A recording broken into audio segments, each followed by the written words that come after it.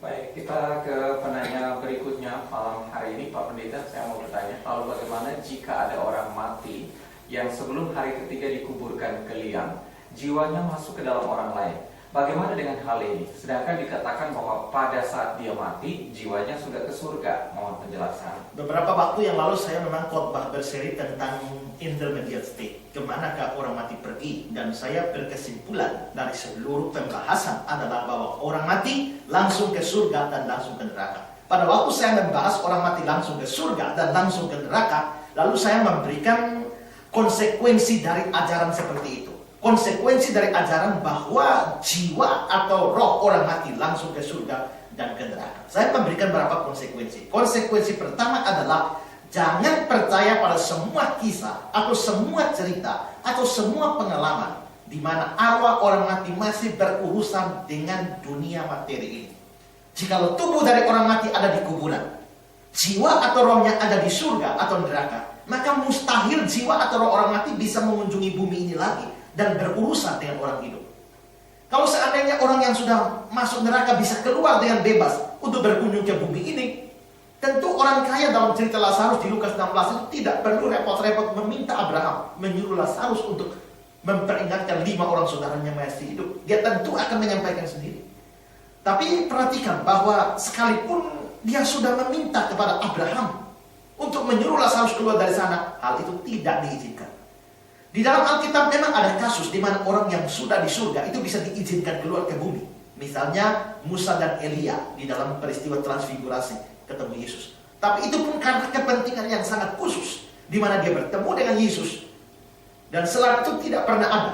Apalagi yang di neraka, tidak mungkin ada izin keluar dari sana. Karena itu bisa dipastikan bahwa orang yang sudah mati tidak ada urusan apa-apa lagi di bumi ini.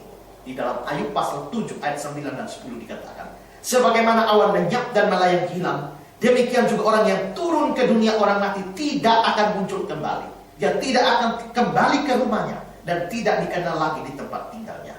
Atau dalam Pengkhotbah 9 ayat 5 dan 6. Karena orang-orang hidup tahu mereka akan mati, tapi orang mati tidak tahu apa-apa. Tidak ada upah bagi mereka. Bahkan kenangan kepada mereka sudah lenyap. Baik kasih mereka maupun kebencian dan kecemburuan mereka sudah lama hilang. Dan perhatikan kalimat ini, untuk selama-lamanya tidak ada lagi bahagian mereka di dalam segala sesuatu yang terjadi di bawah matahari. Jadi jangan percaya pada semua cerita atau pengalaman bahwa orang mati masih berurusan di dunia ini. Jangan percaya ada roh gentayangan, arwah penasaran yang ingin balas dendam pada orang masih hidup. Itu tidak pernah ada di dalam Alkitab. Itu hanya ada di film-film saja, seperti di Indosiar. Jangan juga percaya ada orang bisa kesurupan arwah orang mati yang seperti saudara tanyakan. Tidak bisa. Itu pasti setan yang merasuknya. Sekalipun suara yang keluar dari orang kerasukan itu adalah suara orang mati. Apa susahnya setan meniru suara orang sudah mati?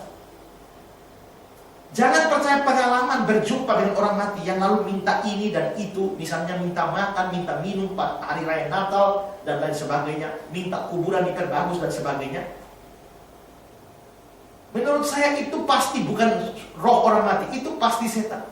Ingat, setan itu cerdik dan licik. Dia bisa memanfaatkan rupa orang yang kita kasih seperti suami, istri, anak, orang tua, pacar dan sebagainya untuk membuat kita rela melakukan permintaan terpesannya. Ingat bahwa dia tidak selalu berbicara yang buruk, karena kalau demikian tidak ada orang percaya. Jangan percaya kalau arwah orang mati masih keliling kemana-mana selama 40 hari, seperti saya bilang tadi. Jangan percaya juga bahwa arwah orang mati itu ada di sekitar kuburannya, sehingga saudara ketakutan kalau berjalan atau tinggal dekat kuburan. Atau masih ada di kamar tempat mayatnya dibaringkan, sehingga saudara lalu menjadi takut masuk kamar di mana orang mati itu dibaringkan.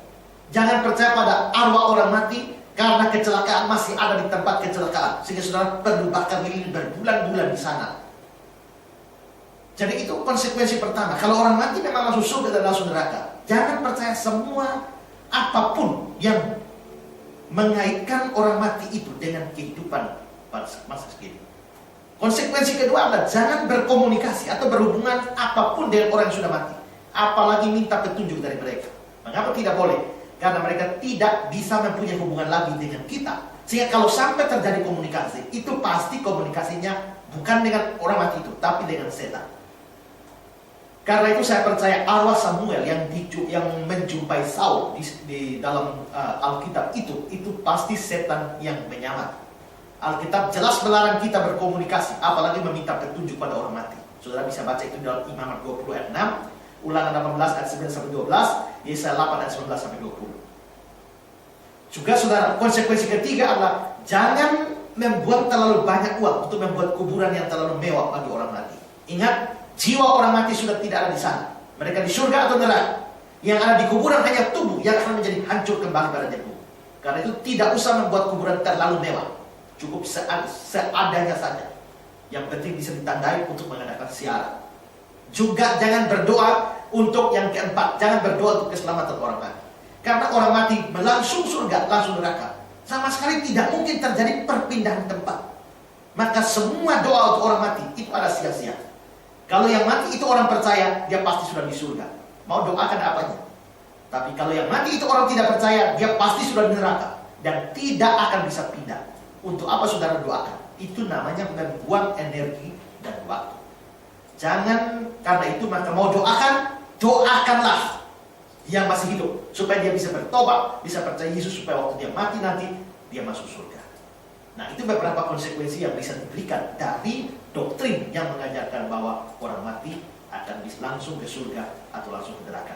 Masih ada sejumlah konsekuensi yang lain, tapi menurut saya cukup sudah yang saya sudah bagikan. Itu memberikan pengertian kita tentang dunia orang mati dalam hubungan juga dengan orang hidup.